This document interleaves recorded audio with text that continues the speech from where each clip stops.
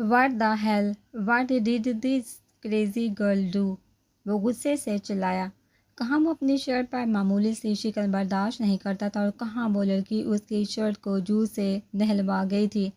سب ملازم اپنا کام چھوڑ حیرت سے سردار کو دیکھ رہے تھے کہ اب مہرینہ کا کیا بنے گا۔ مہرینہ نے مصنوعی چاک سے ہونٹ پر ہاتھ رکھا ہوا تھا۔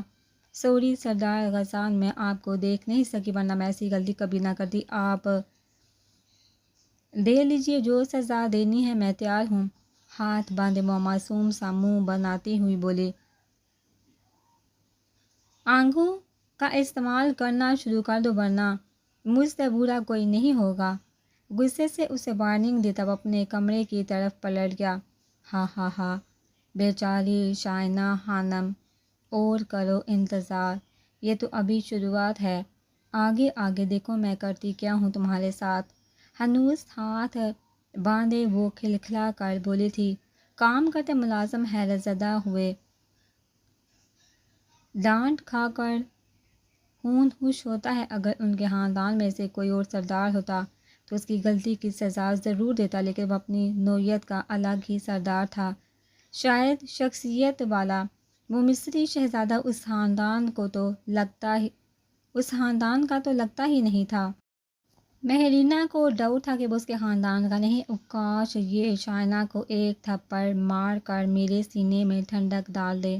تم نے جو میرے ساتھ کیا تھا شائنہ، اس کا بدلہ میں تم سے لیتی رہوں گی، سود سمیت۔ مزے سے بولتی ہوئے کام کرتے ملازموں کو گھورنے لگی۔ کیا ہے، میرے منہ پر کوئی فلم چل رہی ہے جو بنا آنکھیں جھپکے دیکھے جا رہی ہو؟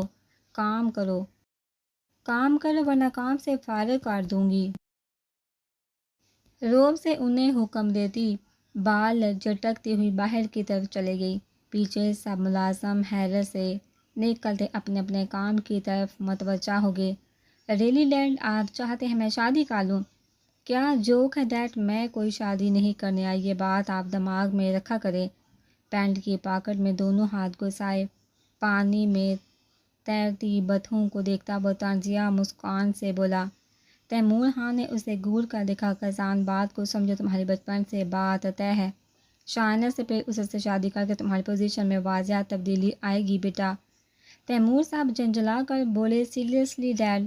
وہ مسکراتا ہوا ان کی طرف بڑھا، اس کی مسکان سے چڑتے وہ ریلنگ پر ہاتھ جما گئے۔ دیکھیے ڈیڈ، آپ جانتے ہیں شادی وادی مجھے پسند نہیں، میں پابند ہو کر نہیں رہ سکتا، اور دوسرا سچ آپ بھی جانتے ہیں۔ ان کے ساتھ کھڑا ہوتا وہ سپاٹ سے انداز میں بولا۔ تیمور خان نے اسے گھورا، مجھے گھورنے کا کوئی فائدہ نہیں ڈیڈ، جب میرا دل کرے گا شادی کا آپ کو بتا دوں گا۔ کندھے اچکا کر بولتا وہ پاکٹ سے سگریٹ کی ڈبی نکال گیا۔ تیمور صاحب نے اسے زبردستی گولی سے نوازا جبکہ وہ مسکراتا ہوا سگریٹ منہ سے لگا گیا۔ پئیں گے ڈیڈ؟ ہلکی مسکان سے خود کو گھٹتے تیمور خان سے وہ بولا تھا۔ ایسے واہیات شوق تمہارے ہیں، تمہارے باپ دادا نے کبھی اس شے کو ہاتھ نہیں لگایا، اور تم میرے سامنے کھڑے دیدہ دلیری سے نہ صرف سگریٹ پی رہے بلکہ مجھے آفر بھی کر رہے ہو۔ آفرین ہے سردار غزان تیمور تم پر۔ وہ ہاتھ تپ چکے تھے اپنے بیٹے کی حرکتوں سے۔ کش لیتا وہ بھرپور مسکرا دیا۔ سردار ہوں، جو کام کروں گا دیدہ دلیری سے کروں گا، اور آپ زیادہ ہائپر نہ ہوں، طبیعت خراب ہو جائے گی آپ کی۔ پھر سے سکون سے بولا گیا، ہائپر کرنے والی باتیں بھی کرتے اور یہ بھی کہتے کہ طبیعت خراب ہو جائے، اتنے کوئی تم میرے خیر ہوا؟ غصے سے کہتے وہ اس کے کمرے سے ہی نکل گئے۔ اس کی خوبصورت ہونٹوں پر مسکراہٹ شب دکھلا کر غائب ہوگی۔ اب وہ سنجیدگی سے نیچے پول کے پاس بیٹھی شائنہ خانم کو دیکھنے لگا، جو سورخ سوٹ پہنے بالوں کا جوڑا بنائے فون میں کسی سے بات کر رہی تھی۔ وہ لڑکی کافی خوبصورت تھی، اسے پسند بھی تھی، لیکن شادی وہ ابھی نہیں کرنا چاہتا تھا، کم سے کم 1 سال تک تو بالکل بھی نہیں۔ ان تینوں نے کل صبح سے کچھ نہیں کھایا تھا۔ چاچی کو تو موسمی بخار ہو گیا تھا، وہ کبھی بیٹھتی کبھی کھڑی ہو جاتی، اسے کچھ سمجھ نہیں آ رہا تھا کہ وہ کہاں جائے، کون ہے جو اس کی مدد کرے۔ اب وہ روز روز تو کسی سے مانگ نہیں سکتی، اسے خود ہی کچھ کرنا تھا۔ بڑی سی چادر کالی سر پر لیتی وہ حیام کو امی کا خیال رکھنے کی تاکید کرتی ہوئی باہر نکل گئی۔ شام کے 4 بج رہے تھے، دھوپ کے سائے ڈال چکے تھے۔ الفا نے مسکرا کر اسے کوئی واہیات سا اشارہ کیا تھا، جس پر وہ ضبط سے ہونٹ بھینتی ہوئی تیزی سے اس کی دکان کے پاس سے گزر گئی۔ پیدل تیز تیز چلتے وہ کافی دور نکل آئی تھی، چہرے پر بے بسی سی تھی۔ وہ آخر کار سردار محل کے سامنے آ کر رک گئی تھی۔ مجھے اندر جانا ہے۔ گیٹ کے پاس 4-5 کھڑے چوکیداروں سے وہ بولی، کون ہے تم لڑکی؟ ہم ایسے ہی کسی کو اندر جانے کی اجازت نہیں دیتے۔ ان میں سے ایک آدمی کافی غصے سے بولا، کیوں نہیں جانے دیتے؟ مجھے سردار سے ملنا ہے اور ان سے ملنے تو کوئی بھی آ سکتا ہے، پھر کیوں آپ اندر جانے نہیں دیتے؟ وہ پہلی دفعہ غصے سے بولی تھی۔ ان آدمیوں نے کمزور سی لڑکی کو گھورا، اے بی بی جاؤ یہاں سے، ہمارا دماغ خراب مت کرو، ہمارے سردار بس خاص لوگوں سے ملتے ہیں، ویسے بھی ان کے بہت دشمن ہیں، ہو سکتا ہے تمہیں ان کے کسی دشمن نے بھیجا ہو۔ ان میں سے دوسرا آدمی ذرا روب سے بولا۔ وہ لب کاٹتی ہوئی انہیں دیکھتی رہی۔ ہم لوگوں کے مسائل حل کرنا ان کی ذمہ داری ہے، اگر ہم ان سے ملیں گے نہیں تو انہیں اپنے مسائل سے کیسے آگاہ کر سکیں گے؟ حیرت ہے آپ لوگوں پر۔ وہ غصے سے بولتی ہوئی چپ ہوئی۔ دروازے کے پاس 4-5 گاڑیاں قطار میں محل سے باہر آنے لگی تھی۔ سب چوکیدار حرکت میں آتے ہوئے مستعدی سے کھڑے ہوئے تھے۔ وہ باہر بیٹھے ہوئے تھے، اندر بھی چوکیدار ہوتے تھے، باہر بھی ہوتے تھے۔ وہ ایک سائبہ ہوتی امیروں کے ٹھاٹھ دیکھتی رہ گئی، ان میں سے کسی گاڑی میں ہوں گے وہ گاڑی کو غور سے دیکھتی ہوئی بولی، ان میں سے دوسرے نمبر والی گاڑی میں ہے سردار جی۔ ایک چوکیدار جو بلا دکھتا تھا وہ آہستہ سے اسے بتاتا گیٹ کے پاس چلا گیا۔ وہ کالی پراڈو کو غور سے دیکھنے لگی جس کے سیاہ شیشے اندر کا منظر چھپا گئے تھے۔ وہ دل مضبوط کرتے ہوئے دوڑ کر اس گاڑی کے قریب پہنچی تھی۔ گاڑیاں رکی ہوئی تھی۔ سردار غزان کی گاڑی کا شیشہ وہ زور سے بجا گئی تھی۔ گاڑی کے اندر بیٹھا موبائل یوز کرتا وجود چونکا تھا۔ گاڑی کے باہر کا منظر تو دیکھتا تھا لیکن اندر کا نہیں۔ اس نے چونک کر اس کمزور لڑکی کو دیکھا جس نے کالی چادر سے ہونٹوں کو چھپایا ہوا تھا۔ ڈرائیور، اس سے پوچھو کوئی مسئلہ ہے؟ وہ بے ساختہ بولا تھا۔ غزان چھوڑو اسے، ہمیں کانفرنس کے لیے لیٹ ہو رہا ہے۔ دوسری طرف بیٹھے تیمور خان نے بیزاری سے بیٹے سے کہا، بہادر خان پوچھو اس سے جا کر۔ وہ باپ کی بات نظر انداز کرتا اپنے خاص ملازم کو حکم صادر کر گیا تھا۔ ملازم باہر نکلتا اس لڑکی کے قریب آیا جس کی آنکھوں میں ویرانی تھی۔ کیا مسئلہ ہے لڑکی؟ تم جانتی ہو ایسی حرکت کرنا منع ہے۔ کیا چاہیے پیسے؟ وہ ملازم اسے پہچان چکا تھا، وہ بھی اس آدمی کو پہچان چکی تھی۔ میں بیکار نہیں ہوں، مجھے سردار غزان تیمور سے بات کرنی ہے، تم سے نہیں، وہ سرد لہجے میں بولی۔ بہادر خان نے اس لڑکی کو حیرت سے دیکھا پھر گاڑی کے اندر چلا گیا۔ سردار وہ آپ سے بات کرنا چاہتی ہے۔ وہ موبائل پر میٹنگ اٹینڈ کرتے سردار سے بولا۔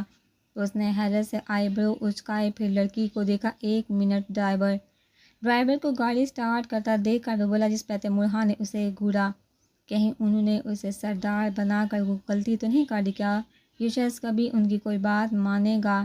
لگتا تو نہیں ہے۔ وہ لب بیچ کر اپنے مغرور بیٹے کو دیکھنے لگے جو ڈور کی طرف ہاتھ بڑھاتا ہوا باہر نکلا تھا۔ بیٹا باہر بہت گرمی ہے، تم کہاں گرمی برداشت کر سکتے ہو؟ انہوں نے اس سے ٹوکا۔ وہ مسکرایا۔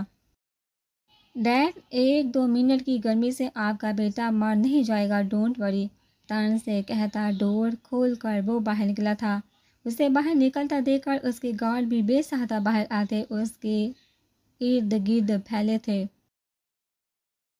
ہیر بے ساختہ 2 قدم دور ہوئی۔ وہ شخص قد اور رتبے میں بہت بڑا تھا۔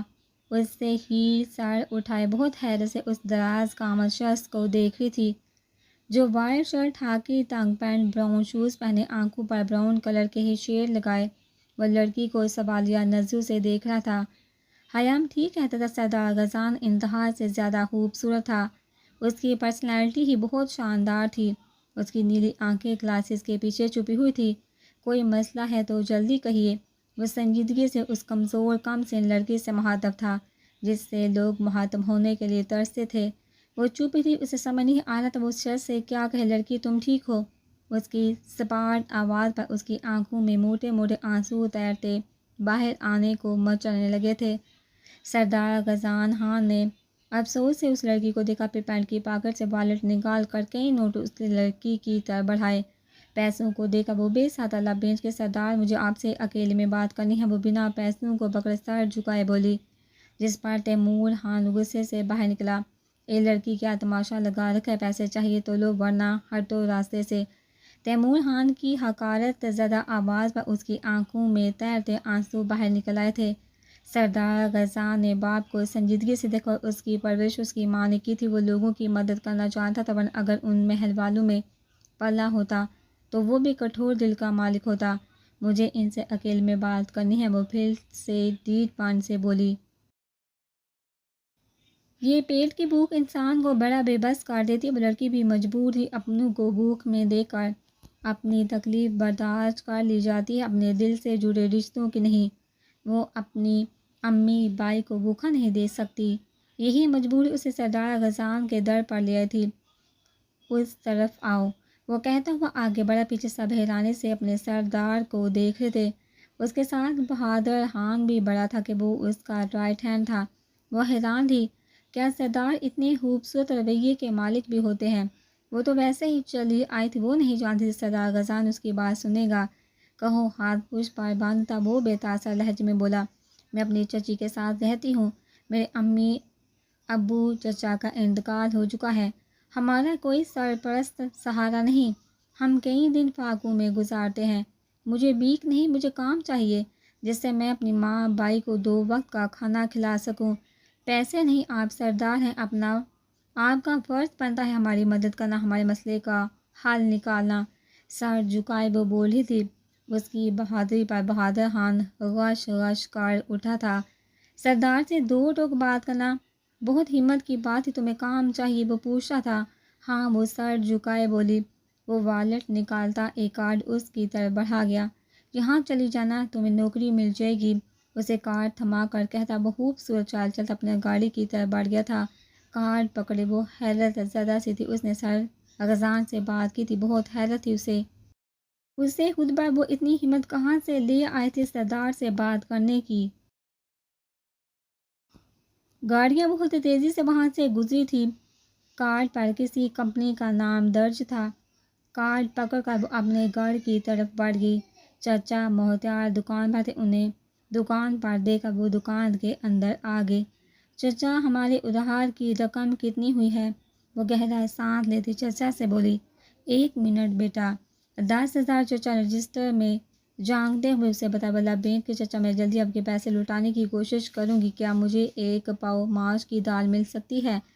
وہ شرمندگی بڑے لہجے میں بولی۔ چچا نے گہرا سانس لے کر اسے 1 پاؤ ماش کی دال دے دی، ساتھ ہی 10 روپے والا بسکٹ کا پیکٹ بھی پکڑا دیا۔ دکان سے وہ قدم گھسیٹتی ہوئی گھر آئی۔ کچن میں آ کے سب سے پہلے اس نے ماش کی دال چولہے پر چڑھانے کی کوشش کی، لیکن چولہا تو چل ہی نہیں رہا تھا، گیس ختم ہو گئی تھی۔ لب بھینچ کر وہ ٹھنڈے پڑے چولہے کو دیکھنے لگی۔ وہ بسی کی انتہا پر تھی، پھر کچھ سوچ کر وہ باہر آئی۔ 4 اینٹیں باہر والے گیٹ کے پاس پڑی ہوئی تھی، ان اینٹوں کو پکڑ کر وہ دیوار کے پاس لے آئی، انہیں جوڑ کر وہ چھت پر چلی گئی۔ پاس والی چھت پر کافی سوکھی لکڑیاں پڑی ہوئی تھی، اسے پتہ تھا اگر مانگی تو نہیں ملیں گی، اس لیے وہ ادھر ادھر دیکھتی ان کے چھت سے کافی ساری لکڑیاں اٹھا کر بھاگی۔ نیچے آ کر اس نے لکڑیاں چولہے میں سیٹ کی، پھر ان پر کافی سارے کاغذ رکھے۔ 10 منٹ کی کوشش سے آگ جل چکی تھی۔ اپنی کامیابی پر وہ مسکرائی، رات کا وقت ہو چکا تھا، پتلی سی دال وہ آدھے گھنٹے سے زیادہ وقت پر وہ پکا پائی تھی۔ تھوڑا سا آٹا تھا، اس کی پتلی سی 4 روٹیاں بنائی تھی۔ روٹیاں بہت مشکل سے پکی تھی کیونکہ آگ بار بار بجھ جاتی تھی۔ پرانی کاپیاں جلا کر وہ بہت مشکل سے روٹیاں تیار کر سکی۔ کھانا لے کر جب وہ اندر آئی، چچی آنکھیں بند کیے پڑی ہوئی تھی، خیام نیچے فرش پر ہی سو گیا تھا، وہ پیٹ پر ہاتھ رکھے ہوئے تھا۔ وہ 10 سال کا بچہ تھا، اسے بھوک بھی بہت لگتی تھی، لیکن وہ ماں بہن سے کہہ نہ پاتا کہ کچھ ہوتا تو اس کی بہن انہیں کھلاتی نہ۔ خیام اٹھو، کھانا کھا لو، پیار سے اس کے بال سہلاتے ہوئے وہ بولی۔ خیام جھٹ سے اٹھا، آپ کے گھر میں تو کچھ نہیں تھا، پھر آپ کھانا کہاں سے لائی؟ خیام حیرت سے بولا۔ اللہ نے دیا، مسکا کر اس کا ماتھا چومتی وہ بولی۔ چچی امی اٹھیں، کچھ کھا لیں۔ چچی سوجی آنکھیں اس پر جمائے اٹھ کر بیٹھی، وہ شاید کافی وقت روتی رہی تھی۔ ان کی سوجی سے آنکھوں سے نظریں چرائے وہ کھانا ان کے آگے رکھ گئی۔ خود دونوں بہن ایک کٹوری میں کھا رہے تھے۔ نائلہ خاتون مسکرا دی، یہ لڑکی ان کے لیے کسی نعمت سے کم نہیں تھی۔ اگر وہ نہ ہوتے تو شاید وہ دونوں ماں بیٹا کب کے اس بے رحم دنیا سے چلے گئے ہوتے، لیکن خدا نے اس لڑکی کو ان کا وسیلہ بنا دیا تھا۔ پتہ نہیں وہ کہاں سے یہ دال لائی تھی، نہ دال تھی نہ ہی گیس۔ وہ نوالہ منہ میں رکھے ہیر پر نظریں جمائے گہری سوچ میں مبتلا تھی۔ سردار آپ کی کافی وہ لیپ ٹاپ پر کام کر رہا تھا جب مہرینہ نے کافی کا بڑا سا مگ اس کے سامنے کیا۔ تم کیوں لائی؟ ملازم کدھر ہیں؟ اس کر کے وہ بنا کام تھامے آئی برو اچکا کر بولا، آپ کا کام کرنا مجھے اچھا لگتا ہے سردار جی۔ وہ خالص فلمی ڈائلاگ بولی تھی جس پر وہ لیپ ٹاپ بند کر اسے گھورنے لگا۔ پرپل کے شارٹ قمیض نیچے بلیک ٹراؤزر، پرپل کریپ کا دوپٹہ، کندھے پر رکھے بال آدھے کھولے، اسے امپریس کرنے کے چکر میں تھی وہ کوئی بچہ نہیں تھا جو اس لڑکی کی حرکتوں کو نہ سمجھ پاتا۔ کیا ایج ہے تمہاری؟ وہ اسپاٹ لہجے میں بولا۔ وہ خوشی، کیا یہ میری برتھ ڈے جاننا چاہ رہے ہیں؟ اف، کل میرا نمبر مانگیں گے، پرسوں اظہار، پھر شادی، واؤ۔ وہ خیالوں میں آسمان پر پہنچی ہوتی جب اس نے اسے گھورا۔ مہرینہ، ایج پوچھی ہے تمہاری؟ کوئی میتھ کا سوال نہیں پوچھا تم سے؟ وہ غصہ ہوا تھا اس پر۔ جی 20 سال، شرما کر کہا گیا۔ اور میری ایج کیا ہے؟ وہ ٹانگ پر ٹانگ رکھے آئے برو اچکا کر بولا۔ آپ کی وہ حیرت زدہ ہوئی۔ میں نے پوچھا میری ایج کیا ہے؟ وہ غصے سے بولا۔ آپ کی شاید 30۔ وہ حیرت سے بولی، شاید نہیں، 30 کا ہوں میں، اور تم سے کتنا بڑا ہوں میں؟ وہ سوال پر سوال پوچھا تھا۔ 10 سال۔ وہ سر جھکائے بولی، دل میں الجھ سی رہی تھی اس کے سوال سے۔ مطلب میں تم سے 10 سال بڑا ہوں؟ تم مجھے بالکل بہن کی طرح ہی لگتی ہو مہرینہ، اور کچھ نہیں بہتر ہوگا پڑھائی پر توجہ دو، مجھے پڑھائی سے جان چھڑوانے والے سہل زہر لگتے ہیں، جانتی ہوگی تم، اور دوسرا کوئی اپنی ایج کا لڑکا پسند کر لو، تمہاری شادی کروانا میری ذمہ داری ہے، اور دوپٹہ سر پر رکھا کرو۔ جاؤ اب، دماغ تو چاٹ ہی چکی ہو تم، اب کافی پی لینے دو۔ وہ دوبارہ اپنی جگہ پر بیٹھا، کافی کا مگ اٹھاتا بنا اس کے کھلے منہ پر توجہ دیے وہ کافی کے سپ لینے لگا۔ آپ شائنا سے شادی کریں گے؟ وہ منہ بسور کر بولی۔ ہاں، کیوں، تمہیں کوئی اعتراض ہے؟ وہ لیپ ٹاپ کھولتا ہوا اسے گھورتا ہوا بولا۔ نہیں سردار، منہ بنا کر کہتی وہ پلٹ گئی۔ مجھ سے نہیں تو اس شائنا خانم سے بھی نہیں ہوگی آپ کی شادی، دل میں سوچتی وہ مسکرائی، پھر پلٹی۔ سردار، آپ کے ساتھ تو کوئی انوسینٹ سوٹ کرے گی، جبکہ شائنا تو بالکل بھی انوسینٹ نہیں، بلکہ ہمارے خاندان میں تو صرف میں ہی انوسینٹ ہوں۔ وہ جاتے جاتے پلٹ کر پھر سے بولی، مہرینہ نواز۔ وہ لیپ ٹاپ بند کرا پھنکارا۔